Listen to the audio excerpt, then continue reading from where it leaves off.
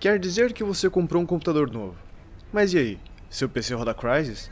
Ao longo dos mais de 10 anos desde o lançamento do primeiro Crysis, essa foi uma pergunta frequentemente feita para os donos de PC Gamer, e com razão. Em seu tempo, nenhum computador conseguia rodar o jogo direito, e muito menos com todas as configurações do máximo. Mas há mais sobre a história dessa série do que costuma ser falado. Eu sou o Caio, e vou falar um pouco mais sobre Crysis, o que deu certo e o que deu errado ao longo dos anos. A história de Crysis se passa numa ilha na China. Uma equipe de arqueólogos escavando um artefato esquisito envia um sinal indicando que algo valioso foi encontrado. Ao mesmo tempo, militares norte-coreanos liderados pelo general Ri Chan-kyong invadem a ilha e tomam controle da expedição, acionando o alerta vermelho para os americanos intervirem. Uma equipe de militares composta por Prophet, Psycho, Nomad, Aztec e Jester faz parte da operação de resgate dos arqueólogos, evitando qualquer tipo de combate a não ser que necessário. Só que essa equipe não é feita dos militares de roupa camuflada de sempre. Todos usam trajes nanotecnológicos que dão habilidades sobre-humanas ao usuário. Contudo, a situação na ilha logo mostra que os coreanos não são os únicos problemas da equipe de Prophet. As descobertas escondiam segredos terríveis com risco de acabar com toda a vida na Terra. I've never seen anything like this. It's dark, cold, incredibly cold. Demorou alguns anos para que as máquinas finalmente permitissem que o consumidor médio pudesse finalmente entender o motivo pelo qual a mídia e os jogadores faziam tanto alarde, e até hoje, em 2018, as melhores máquinas falham em manter 60 quadros por segundo em alguns trechos. Não, Crysis não fez sua fama por ser incrivelmente mal otimizado a ponto da performance necessitar uma máquina alimentada de energia nuclear. Ele ficou popular por ser mais bonito que qualquer jogo de seu tempo. Essa era uma época em que certos jogos eram lançados sem preocupações rígidas sobre o que o mercado estava consumindo, sobre o tipo de produto que estava na moda e sobre escolhas de design populares, como parece acontecer hoje. Já aconteceu várias vezes ao longo dos anos. Primeiro foi a decisão de que todos os jogos deveriam ter multiplayer, inclusive aqueles exemplos em que o modo não soava natural ou intuitivo.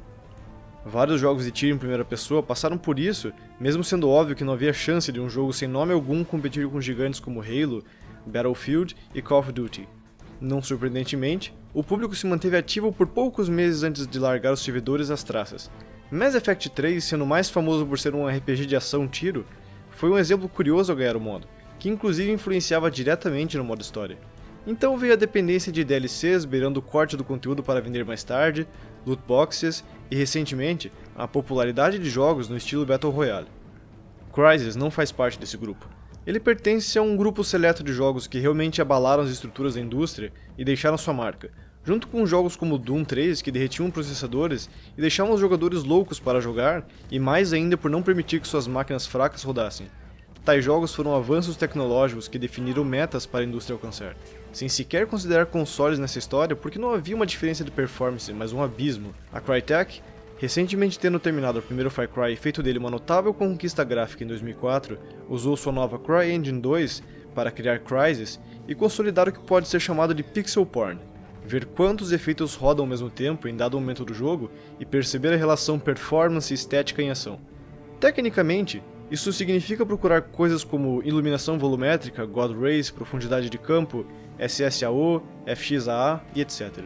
Em termos mais simples, isso é acumular horas de jogo apreciando a vegetação se movimentando ao vento e a iluminação do sol reagindo em tempo real a tudo. Significa pegar uma bazuca e gastar munição num casebre de telhas só para ver a estrutura inteira desmontando e os pedaços voando para todos os lados.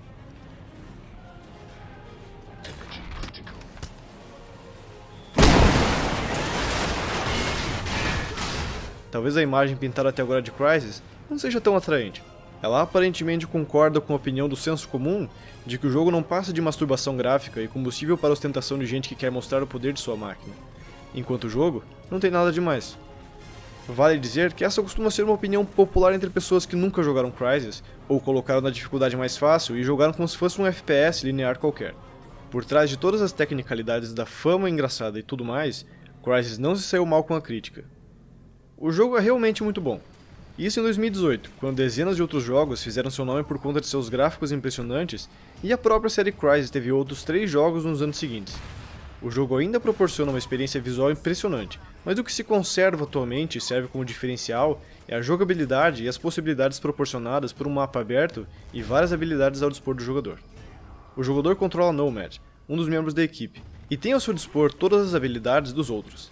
A Nanosuit permite uma rápida troca entre algumas habilidades aprimoradas que podem ser usadas conforme a vontade do usuário em diversas situações. Em outras palavras, é a máquina de combate perfeita. Tudo o que um soldado pode precisar está integrado em um traje, o que torna ele independente e muito mais capaz do que qualquer tipo de soldado normal. A única coisa que ele ainda precisa é armas de fogo, é claro. Quanto a isso, um arsenal inteiro está ao dispor para complementar abordagens de combate variadas. São 5 poderes no total.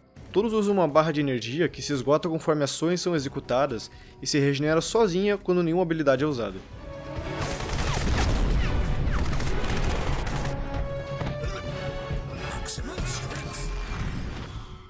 Uma delas é a força máxima. Com ela, o jogador ganha uma capacidade muscular muito aumentada, podendo arremessar pessoas e objetos a uma distância maior, dar socos poderosos e saltos muito mais altos que o normal. Lugares altos como telhados e pontos de vantagem podem ser alcançados facilmente a fim de que táticas novas possam ser utilizadas, seja para recuar um pouco ou ter um novo ponto de vista da situação, ou então, simplesmente pegar um objeto pesado e arremessar com força no inimigo para ver o estrago. Com apenas uma habilidade, as possibilidades já se abrem consideravelmente. E isso que se trata de muito provavelmente a menos útil entre as disponíveis. Só isso já pode ser considerado um diferencial enorme em comparação com inúmeros outros jogos de tiro, que ainda estavam na Segunda Guerra Mundial ou apenas contentes com um design linear e variedade leve em certas fases pontuais, que mudavam o ritmo ou a jogabilidade geral. Com um botão, o jogador na ofensiva pode pular diretamente para o segundo andar de uma casa e acabar com quem quer que esteja lá, ou, caso encurralado, pode buscar refúgio em um lugar mais alto e recuperar a vida antes de atacar novamente. Mas essa não é a única opção para bater em retirada. Nesses casos, quase sempre é melhor usar a máxima velocidade, que aumenta a rapidez do caminhar consideravelmente e mais ainda durante as corridas. Como o próprio nome sugere, é quase impossível qualquer inimigo alcançar o jogador ou acertar tiros quando se está no pico de velocidade. Isso é extremamente útil não só para fugir de enrascadas, mas também quando a opção de evitar combate é mais lógica do que ter de passar por um trecho que pode dar dor de cabeça. Por que enfrentar a tela de Game Over várias vezes? Por que avançar milimetricamente, demorando muito e arriscando acionar alarmes, quando se pode passar por todos os inimigos como um raio? Antes mesmo deles poderem reagir, o jogador já está metros e metros à frente, em segurança. Felizmente, Crysis não dá uma liberdade irresponsável que deixa o jogador simplesmente usar as ferramentas do jogo contra ele mesmo e transformar uma jogabilidade libertina em uma não jogabilidade. Há trechos e trechos durante o jogo que evitam essa infeliz possibilidade. Por exemplo, é muito frequente que o jogador seja obrigado a entrar em combate direto com os inimigos. Aliás, não só obrigado, como um erro pode ser cometido e a aproximação furtiva ir pelos ares, situação que pede medidas menos sutis como ativar a armadura máxima. Soa óbvio bastante. Com ela, a resistência da Nanosuit chega a se tornar a prova de balas e danos de tão resistente. Claro, é uma habilidade limitada e que não dura para sempre, sendo especialmente útil naquelas situações em que é necessário se expor ao perigo para partir para a ofensiva. Só que nem todas as batalhas podem ser vencidas facilmente. Crysis está longe de ser um jogo fácil e menos ainda nas maiores dificuldades, nas quais erros são imperdoáveis e as assistências retiradas, como a mira e o idioma falado pelos inimigos. Vários momentos pedem do jogador uma abordagem sem chamar atenção, aqueles em que é possível fazer o que já foi chamado de simulador de predador.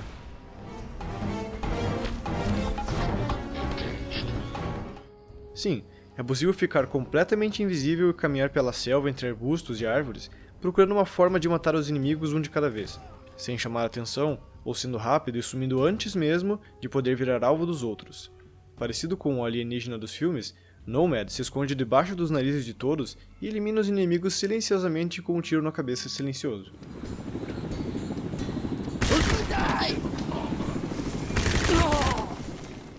O que fazer com tudo isso? O que se desejar, basicamente? A melhor característica de Crysis sempre foi e sempre será a liberdade dada para chegar no objetivo principal ou secundário, não só de quais habilidades usar para prosseguir por corredores e salas, o que seria algo mais próximo de BioShock e seu design mais fechado.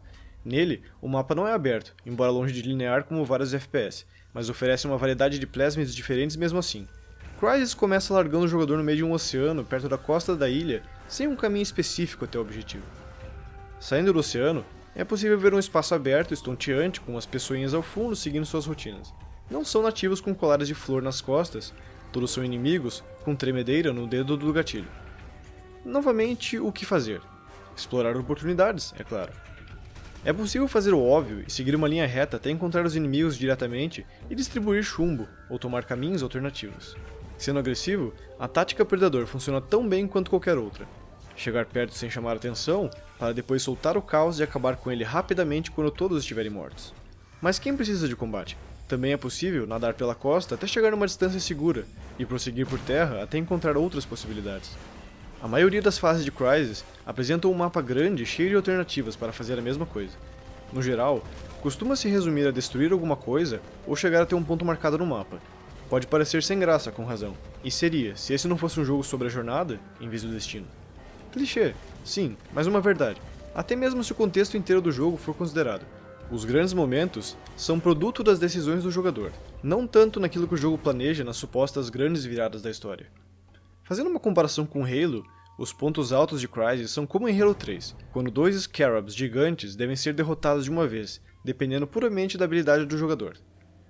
O jogador passa por apertos e sente imediatamente que aquela foi uma parte interessante do jogo, o que nem sempre acontece quando a história prepara cenas grandes e scriptadas, como o final do jogo. O meio da jornada empolga, enquanto o final nem tanto, um problema que viria a se repetir no futuro da série. Mas antes de entrar nos deméritos, há outro ponto que deve ser comentado, um que também lembra bastante aquilo que se encontra na série Halo. Um diferencial dessa última sempre foi a forma como não havia muitas restrições sobre como seguir adiante. Master Chief começava suas missões quase sempre com um rifle de assalto e uma pistola padrão, e quase sempre terminava com qualquer coisa diferente disso. Similarmente, várias fases poderiam ser feitas usando veículos variados, inclusive os dos inimigos, que poderiam ser roubados e usados para os mesmos fins que quaisquer outros. Em Crysis também pode-se encontrar esse desapego com armas para usar o que estiver disponível ou for mais útil em dada situação, como armas dos inimigos alienígenas e tudo mais. Veículos como jipes militares são comuns, e aquele barco mencionado antes também está completamente ao dispor do jogador se ele quiser sair navegando metralhando quem estiver na costa. Caminhões, carros comuns, aviões militares e todo o resto marcam presença e podem ser usados para muito além daquilo que é planejado pelo script do jogo.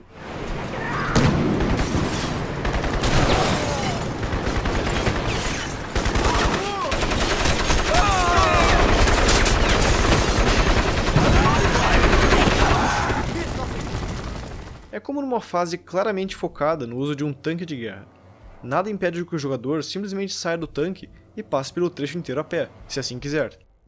Ou trocar seu tanque detonado por um dos coreanos, intacto e estacionado em uma das bases. Crysis não é um jogo perfeito, não diria que a história é das mais cativantes, e alguns momentos como o último chefe e o próprio final são um tanto decepcionantes. Originalidade não é exatamente o grande pró desse primeiro jogo, e nem é o motivo que colocou o jogo no papo do público. Sim, foram os gráficos muito à frente de seu tempo e todas as piadinhas repetidas mais vezes do que se pode contar, que só foram acabar quando os computadores finalmente conquistaram certa folga sobre o jogo. Com tudo que Crysis oferece, dá para dizer tranquilamente que é injusto chamá-lo de benchmark, ou dizer que é um jogo vazio e bonito e só. Aproveitando que tanto tempo se passou, talvez o senso comum reconheça que há valor a ser encontrado nesse jogo. Liberdade de abordagem acima de tudo. Sendo assim, parece lógico que a Crytek seguiria com as coisas que deram certo, ao mesmo tempo que deixariam seu produto mais acessível. Quem não tivesse um computador da NASA em 2007, teve de esperar alguns anos para jogar no PC ou então nos consoles, onde Crysis seria lançado apenas em 2011. No entanto, o futuro trouxe algumas viradas curiosas para a série.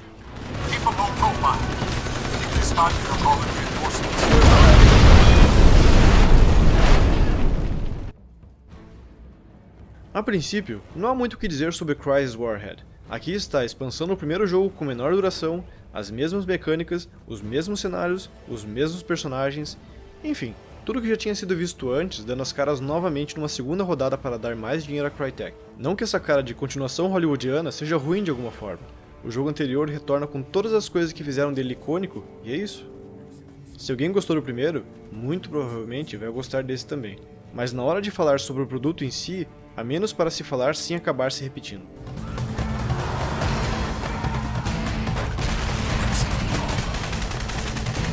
Existem coisas diferentes. Warhead não é tão descarado a ponto de simplesmente pedir para os estagiários da Crytek criarem meia dúzia de mapas novos e chamar de produto original. Tecnicamente, houve melhorias notáveis nos gráficos e na tecnologia usada para tornar o jogo mais leve e bonito, o que poderia parecer impossível com todas as piadas sobre a beleza divina do primeiro jogo. Foi possível lançar algo com visuais ainda mais bonitos que antes, e o que permitiu isso foi uma versão atualizada da CryEngine 2. computadores menos poderosos poderiam rodar o jogo mais tranquilamente nas configurações mais baixas, enquanto as mais potentes não precisavam suar tanto para obter uma performance decente. Esse foi, inclusive, o motivo para eu ter jogado Warhead antes do original, e ficado só nele por uns bons anos, até que meu computador não tivesse problema para rodar o primeiro, o 2 e o 3, que já haviam sido lançados quando decidi jogar a série toda.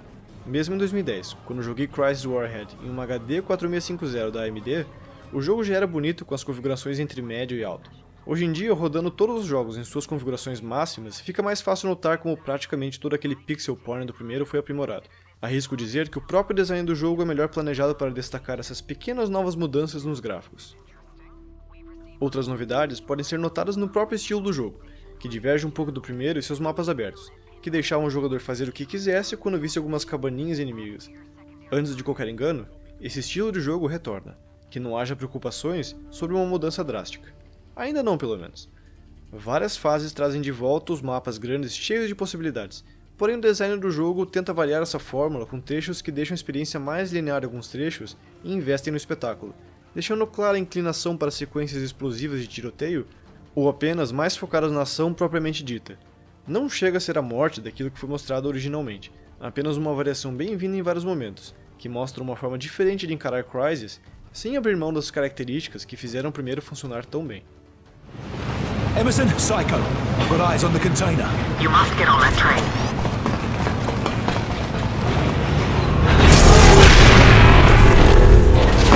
What the fuck? É a fase do trem, a mais comentada e elogiada de Crysis Warhead, que serve como exemplo do melhor que a expansão tem para oferecer, e de quando a mistura entre liberdade de abordagem é aliada a momentos mais lineares. Praticamente todo jogo de tiro tem algum momento ou fase em que muda completamente de mecânica para algo diferente, como pilotar uma nave, um robô gigante, um avião e por aí vai. Call of Duty tem uma coleção desse tipo de coisa, tanto que já faz parte da fórmula. Em Modern Warfare 3, há o trecho do robozinho armado e outro quando o protagonista veste uma armadura ultra reforçada e entra num prédio rasgando tiros em todos dentro. Eram momentos legais, mas em nenhum deles era possível fazer muito além daquilo que o jogo queria que você fizesse. O objetivo era seguir em frente e meter bala. Fim. Voltando à fase do trem, ela poderia ter tranquilamente seguido o mesmo caminho e ninguém reclamaria. Era só prender o jogador numa torreta, dar uma barra de vida para o trem e fazer ondas e ondas de inimigos se aproximarem para serem carbonizados em explosões. No entanto, a ideia é mantida com algumas alterações cruciais, toques da abordagem permissiva do original que fazem toda a diferença. A abordagem lógica é usar a torreta por motivos de munição limitada das outras armas e mero poder de fogo, algo especialmente útil nas dificuldades mais altas. Só que nelas também é importante saber a hora de trocar de lugar e usar outra torreta, ou simplesmente baixar a cabeça para recarregar a energia. O mais interessante é que, no caso extremo de cair do trem por algum motivo, não tem game over. É totalmente possível ativar a velocidade máxima e subir de novo antes que as metralhadoras raivosas dos inimigos acabem com tudo. Isso sem contar as variações de ritmo nessa mesma sequência, que também enriquecem a experiência como um todo.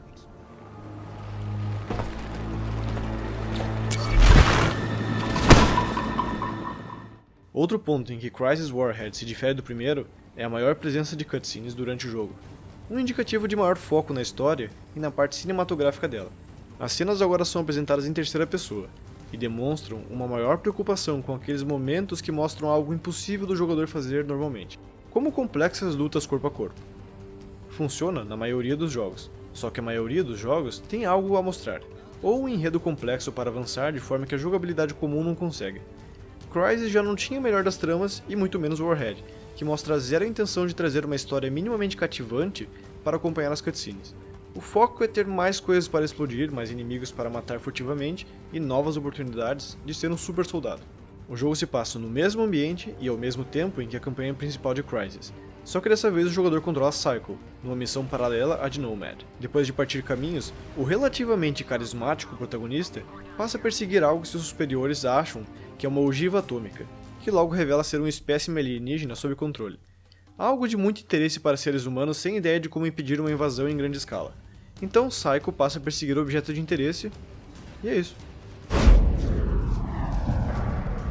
É possível ver que a Crytek tentou injetar um pouco mais de narrativa na fórmula prévia, mas simplesmente não há história para contar nesses interlúdios. Consequentemente, eles ficam vazios e só acrescentam algo quando o teor é o mesmo do resto do jogo: ação. Quem jogou o jogo provavelmente nem prestará atenção nesses deslizes e simplesmente continuará na experiência por aquilo que ela faz de melhor. Na época, essas pessoas deixaram isso passar, sem fazer ideia de que era um presságio de alguns aspectos negativos que praguejariam os dois jogos seguintes. Ao menos por si, Crysis Warhead proporciona momentos bons de adrenalina e aquilo que tinha funcionado antes, não se deixando derrubar por um enredo raso.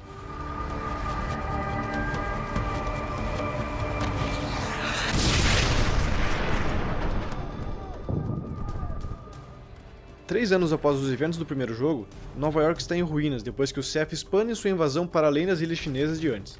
A cidade inteira está devastada, e o governo luta para tentar salvar o que sobrou da população e, ao mesmo tempo, impedir que o ataque alienígena se expanda mais.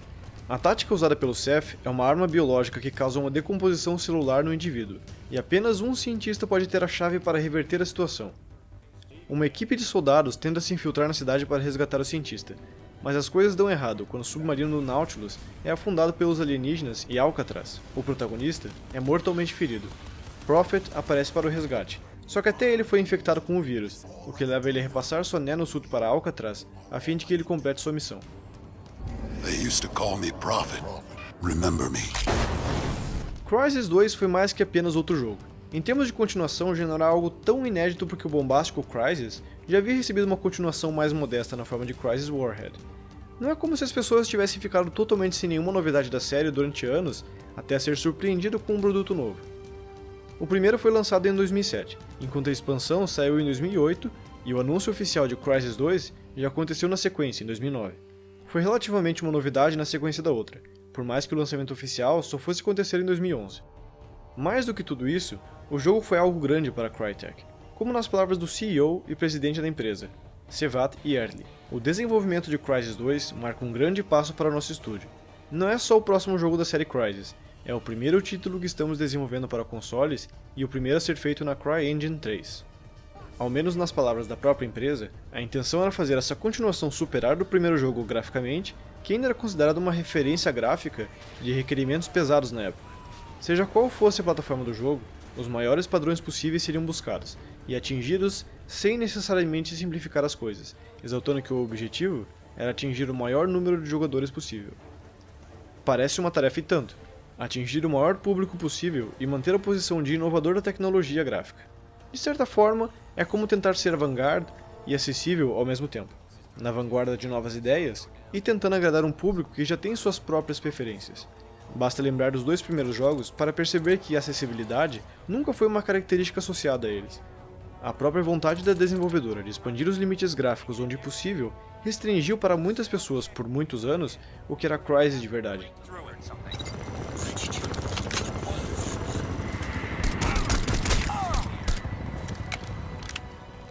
Isso não impedia ninguém de jogar com gráficos mais humildes, o que por sua vez não faz diferença em termos de design. Ir contra a maré de jogos de tiro lineares e acomodado com os padrões já exclui Crysis de uma categoria popular ou acessível. Então deve-se levar em conta também outro detalhe importantíssimo. O público de console não sabia o que era Crysis para além das piadinhas. Nunca teve oportunidade de jogar nenhum dos dois lançamentos em seus Xbox 360 e PlayStation 3. Como faz para entregar um produto que luta em dois fronts ao mesmo tempo? Que deve ser exatamente o mesmo jogo em todas as plataformas. E pior, como o público saberia o que diabos era todo o alarde do original, quando a própria Crytek mudou a fórmula para sua estreia nos consoles? A adaptação foi feita antes mesmo do público ter uma referência, enquanto o jogador antigo foi deixado com o sentimento de que foi enganado.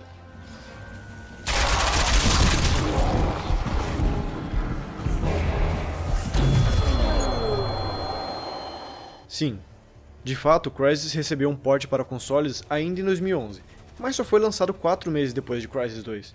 Faz sentido? Sim e não. Por um lado, o jogador de console não teve a chance de sanar sua dúvida primeiro para depois encarar a adaptação do modelo original, ou mesmo de se familiarizar com os eventos da história do primeiro, os quais são seguidos quase diretamente no segundo. Por outro lado, Crysis foi transferido para os consoles usando a CryEngine 3, jogo que provavelmente não teria o mesmo calibre publicitário para ser o pioneiro de um novo motor gráfico. De qualquer forma, a Crytek se colocou numa saia justa por não agradar totalmente os fãs de longa data e introduzir mal os novos. Mas será que tanto mudou? Mais ou menos. As decisões de desenvolvimento a respeito desse projeto sugerem certo caos. uma desenvolvedora com um produto em mãos sem saber direito o que fazer com ele. Pensando no jogo final, é no mínimo bizarro ficar sabendo que a Crytek considerou até mesmo o Kinect como parte do projeto, na época em que ele ainda era chamado de Project Natal. Em contrapartida, não é tão surpreendente considerando a bagunça durante o desenvolvimento.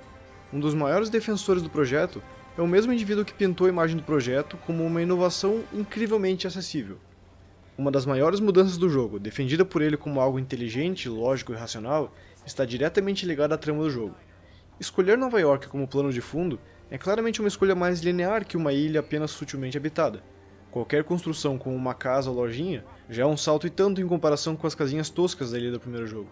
E mais, não há como comparar a estrutura organizada de uma das cidades mais urbanas do mundo com uma ilha deserta. Mas não, o CEO da Crytek prefere chamar a maior linearidade de sandbox guiado, seja lá o que isso for. Querendo ou não, uma cidade sempre será mais fechada, claustrofóbica e consequentemente linear que uma floresta com pouquíssima presença humana, e diversas opções de veículo para percorrer o trajeto desejado. Crysis 2 está longe da linearidade forçada da maioria dos jogos do gênero por trazer mapas maiores que ainda possibilitam abordagens diferenciadas para um mesmo objetivo. Só há um grande porém: tais trechos do mapa aberto sempre, sem exceção, avisam o jogador de que o visor tático pode ser ativado, o qual mostra para o jogador qual tática usar para usar nesse caminho e qual usar naquele. Não só isso, como a continuação mexe em outro pilar da experiência, a Nanosuit. Antes, 4 modos diferentes deixavam o jogador forte, resistente, veloz ou invisível. Agora, esses poderes foram reduzidos a 2, invisibilidade e armadura.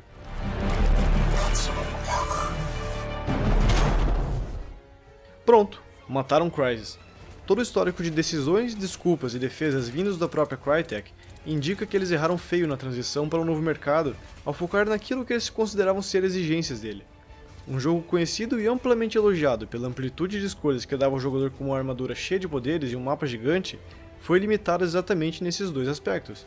Ademais, pode-se dizer que a leitura da Crytek sobre o mercado de consoles trata os jogadores como imbecis que não saberiam o que fazer com 4 poderes e um mapa, sem claras indicações estratégicas do que fazer e para onde ir. Felizmente a história não é tão trágica como pode parecer. Começando pelos poderes da armadura, eles não foram completamente exterminados da experiência, e depois justificados com alguma explicação tosca tentando convencer de que fazia sentido.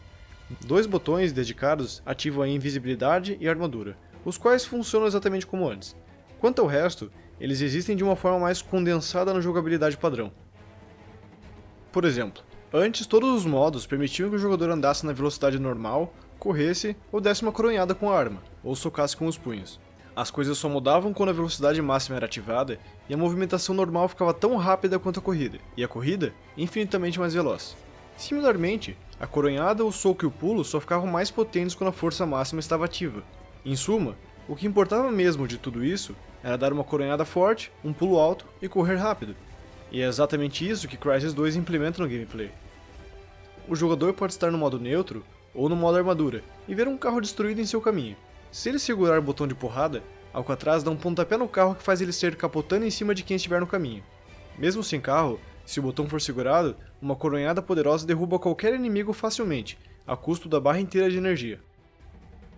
Quanto à velocidade máxima, ela é ativada automaticamente quando o botão de corrida é pressionado, sendo um pouco menos potente que antes por conta do mapa menor. Sim, pode parecer que o jogo como um todo é um grande retrocesso, mas o sistema novo é prático e ainda traz um sistema de melhorias que podem ser compradas ao longo do jogo. A grande diferença é que não é mais possível brincar de socar coreanos com super força ou pegá-los pelo pescoço e arremessar longe.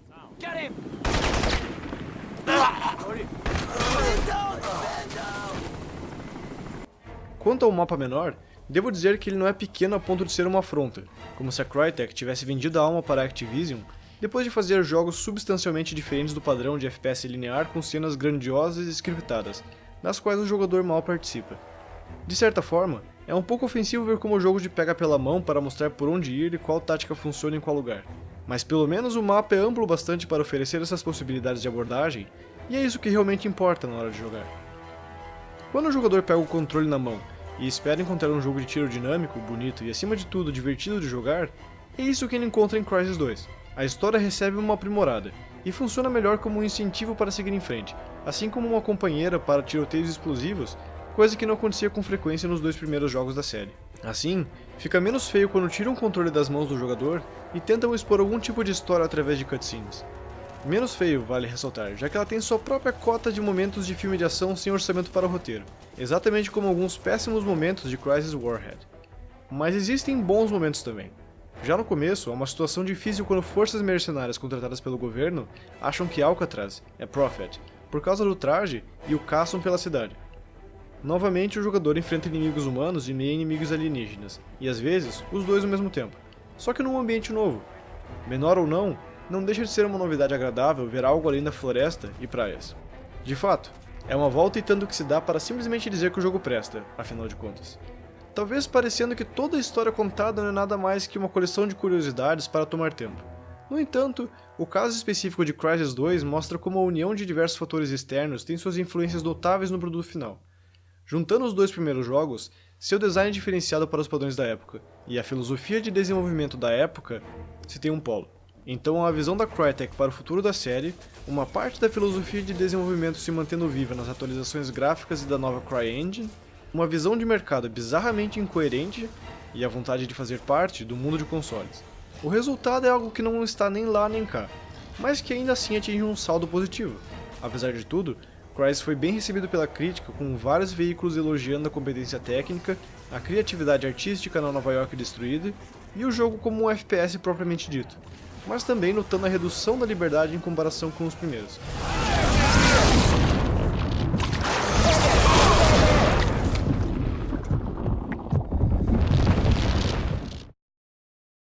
Mais de 20 anos após os eventos de Crysis 2, a humanidade encontra-se sob o domínio de uma criatura diferente, ela mesma. Com os Ceph derrotados, a Cell passou a manter os seres humanos sobreviventes em rédea curta por controlar toda a energia elétrica disponível. Sem alternativas, as pessoas se enterram em dívidas pagas através de mão de obra. Prophet, capturado pela Cell, é libertado por soldados da Resistência para ajudar a derrubar o regime opressor através da destruição do Sistema X, a fonte de toda a energia fornecida pela Cell, mas acaba lançando um mal ainda pior sobre o mundo. Ao destruir o Sistema X, o Alpha Ceph é acordado. O maior e mais poderoso de todos os alienígenas volta com planos de acabar com a vida na Terra de uma vez por todas. Whatever they're doing, it's going to bring about the end of the world. We have to shut them down. Fucking right we do. Let's get moving. 2 anos depois do lançamento de Crysis 2, que não foi um fracasso nem o grande sucesso que a Crytek esperava, Crysis 3 chega para novamente revolucionar a indústria dos videogames e entregar um produto nunca visto antes pelo público de consoles e de computador. Algo que os fãs de longa data teriam de reconhecer como um avanço até mesmo do primeiro jogo, enquanto aqueles que conheceram a série em Crysis 2 ficariam sem nenhuma outra opção além de ver os games evoluindo como mídia diante de seus olhos. Ao menos é essa a impressão geral que algumas declarações de Sevatieri passam. O segundo jogo já havia sido chamado de matador de Halo pela própria EA, algo que obviamente não aconteceu, mas ainda assim não desmotivou a Crytek de continuar tentando. Com Crysis 3, é possível identificar as boas intenções da empresa relacionadas ao design geral do jogo e como ela aparentemente escutou seu público e a crítica quando esses deram suas opiniões sobre Crysis 2. Independentemente de opiniões pessoais, este foi elogiado em alguns aspectos e criticado principalmente na sua mudança de foco de mapas abertos para outros mais lineares, ainda que não fossem corredores ridículos. Mas é como dizem, o caminho para o inferno é ladrilhado com boas intenções. Não é porque foi anunciado que os mapas de Crysis 3 seriam maiores e que o cenário urbano seria significativamente mesclado com elementos de floresta, ambos retornos claros à atmosfera gerada no primeiro jogo e Warhead, que isso funciona. Se mapas pequenos eram um problema, então seria possível escolher uma amplitude maior de caminhos, táticas, estratégias e poderes. Não voltaram atrás nas mecânicas dos poderes da Nanosuit, como era de se esperar. Porém, introduziram um arco e flecha como arma principal, talvez tentando entrar no barco de Tomb Raider, The Last of Us e Far Cry 3.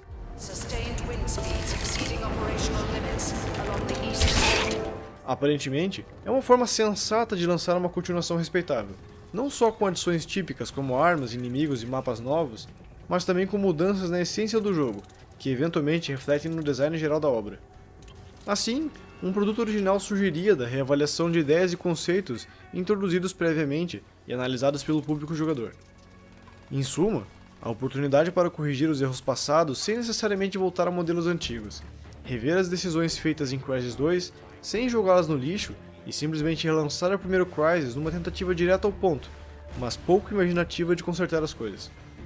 Vale notar que se está falando do mesmo diretor do jogo anterior, a mesma pessoa que fez uma leitura de mercado incrível, mente bizarra das preferências do público de console, o que acarretou na modificação dos exatos elementos que foram elogiados, simplesmente porque o primeiro mandamento era adaptação.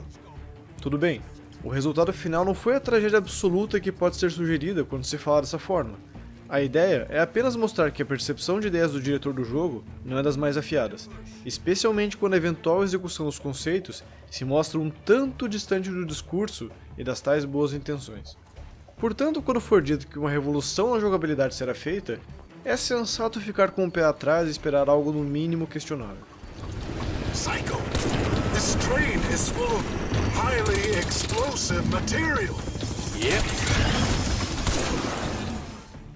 Considerando a seguinte afirmação, dá para ter uma ideia para onde as coisas iriam. Humano. Essa é a palavra que Mike Reed, produtor do jogo, usou para resumir Crysis 3.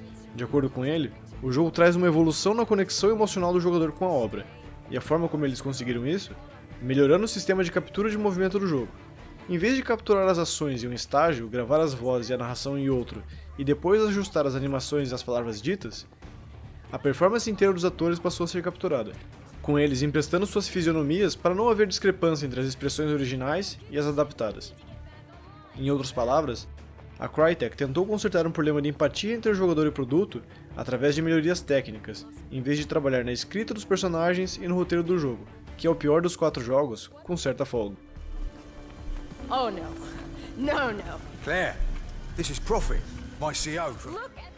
A comparação feita por Mike Reed foi entre Alcatraz e Prophet, e é aqui que fica evidente a ignorância da Crytek sobre seu próprio histórico. Tudo bem, Alcatraz não fala uma palavra sequer durante o jogo, o que torna o Prophet do 3 comparativamente um avanço por ter certa personalidade e inúmeras linhas de diálogo. Mas voltando um pouco, não foi Nomad o protagonista da série em primeiro lugar?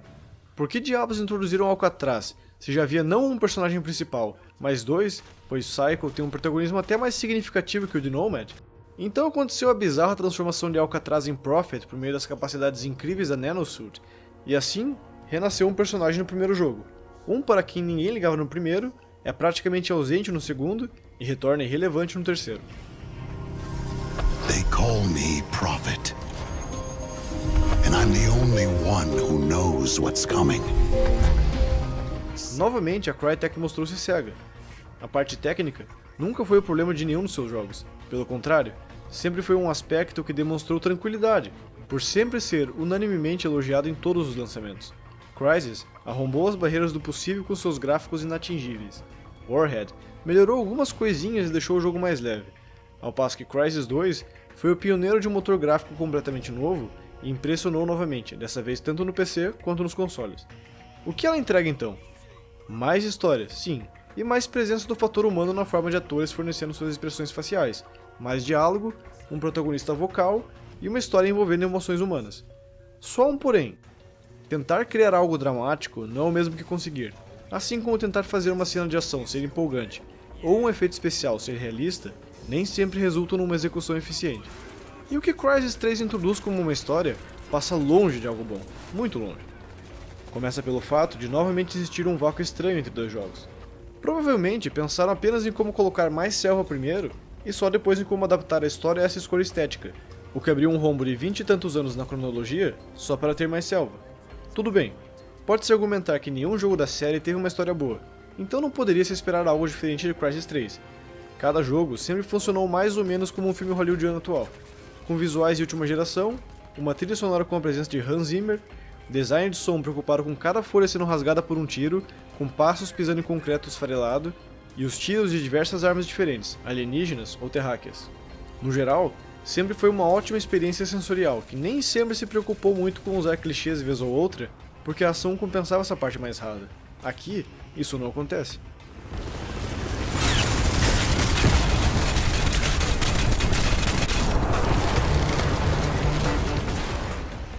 No mínimo, Crysis 3 merece crédito por tentar algo diferente. Ainda assim, parece que é uma tentativa branda e pouco inspirada, mas só porque ela não funciona. Analisando o que tentaram e qual objetivo almejaram, não dá pra dizer que faltou vontade de tentar algo diferente. O grande problema é que Crysis 3 falha em dois fronts. Primeiramente na parte da história. O maior protagonismo de Prophet faz sentido, em teoria. Funcionaria se ele fosse um personagem minimamente interessante ou desenvolvido nos outros 3 jogos, coisa que não acontece. Subitamente, ele ganha uma personalidade que, francamente, é tão clichê que talvez seria melhor um personagem calado. E quanto a Psycho...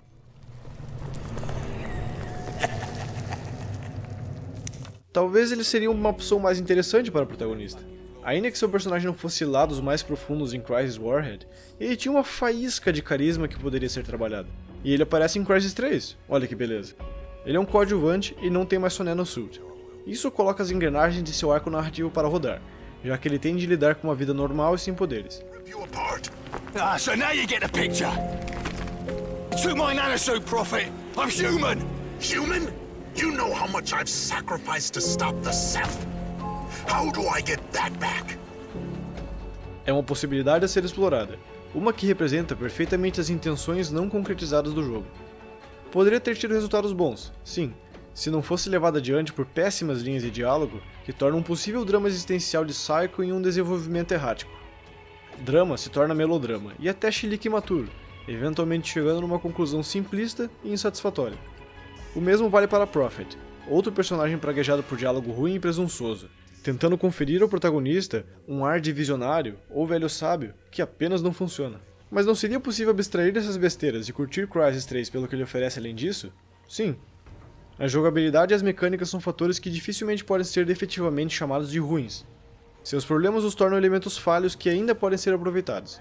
Na verdade, o jogo consegue fazer tudo funcionar objetivamente, no sentido de que não são mecânicas quebradas ou mal feitas, mas que também estão completamente fora de sincronia com a ideia geral de tornar o jogo algo minimamente desafiador. Pode-se argumentar que a intenção é tornar Prophet um caçador, um ofício que deveria envolver tensão e suspense, e aqui não tem nada disso. O jogador está mais para uma máquina de combate imparável, o que sempre foi verdade, de certa forma, e aqui é extremamente mais verdade porque a dificuldade do jogo é desequilibrada para o lado fácil da experiência. Simplesmente existem formas demais de enfrentar situações difíceis e inimigos. O arco e flecha já garante uma arma significativamente mais forte que afeta pouquíssima invisibilidade, e possibilita que vários inimigos sejam mortos sem esforço. E os mapas, que foram aumentados, eles são habitados por inimigos e mais, minas terrestres e torretas automatizadas, as quais poderiam ser fatores complicantes que fariam o jogador planejar melhor sua rota. No entanto, assim como várias tentativas de Crysis 3, eles falham em sua proposta. A ferramenta de hackear pode torná-las ineficientes, o que já desarma a dificuldade na escolha de rota, e até mesmo fazê-las trabalhar para o jogador, praticamente fazendo todo o trabalho sujo sem o mínimo esforço. Assim, muitos encontros potencialmente difíceis tornam-se passeios cada vez mais frequentemente conforme o jogador adquire melhorias que facilitam tudo ainda mais. Eventualmente, o que resta é uma campanha monótona e fácil, além de a mais curta de todos os jogos principais.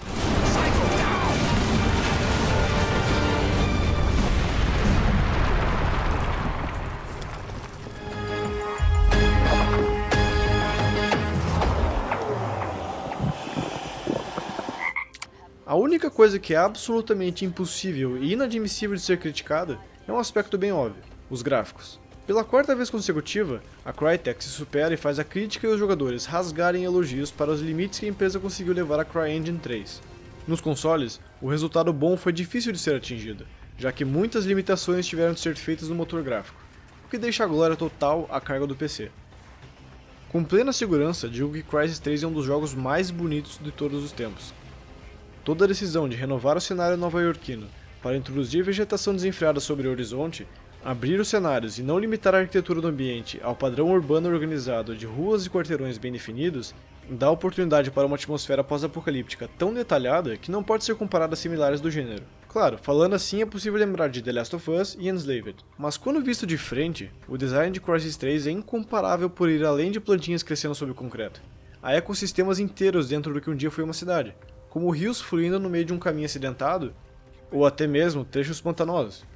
Poucos jogos se preocupam tanto com a criação de um ambiente como esse, e sua qualidade absurda torna ainda mais triste o contraste entre a originalidade vista aqui com aspectos mal executados como a história. De todas as coisas que Crysis 3 é, não se pode tirar seu título de jogo ridiculamente belo. Ser da geração passada não impede que ele seja visualmente muito mais intenso e atraente que tantos outros lançamentos.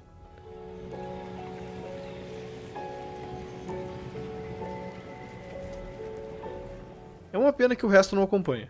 Caso contrário, o jogo realmente seria o melhor jogo produzido na história da Crytek, como nas palavras de Cevat Yerli, e talvez muito mais do que isso.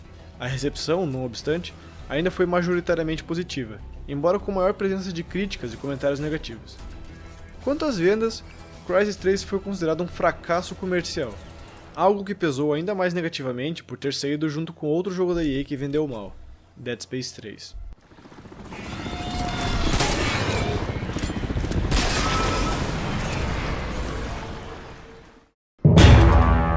A série Crysis pode se colocar num terceiro ou até quarto grau de importância em comparação a outras séries populares. Não foi nenhum matador de Halo e passou longe disso. Desde o começo, seria difícil que algo do tipo fosse atingido, e cada decisão futura afastou o sonho cada vez mais, tendo um jogo de extremo difícil acesso em seu lançamento, mais notório por fama e comentários boca a boca, do que por experiência própria dos jogadores, suas qualidades acabaram posicionando como um produto de nicho. Então surgiu a vontade e a oportunidade de trazer a série para um público mais abrangente, que não sabia do que o produto se tratava e acabou conhecendo uma versão distorcida dele antes da oportunidade de experimentar o conceito original.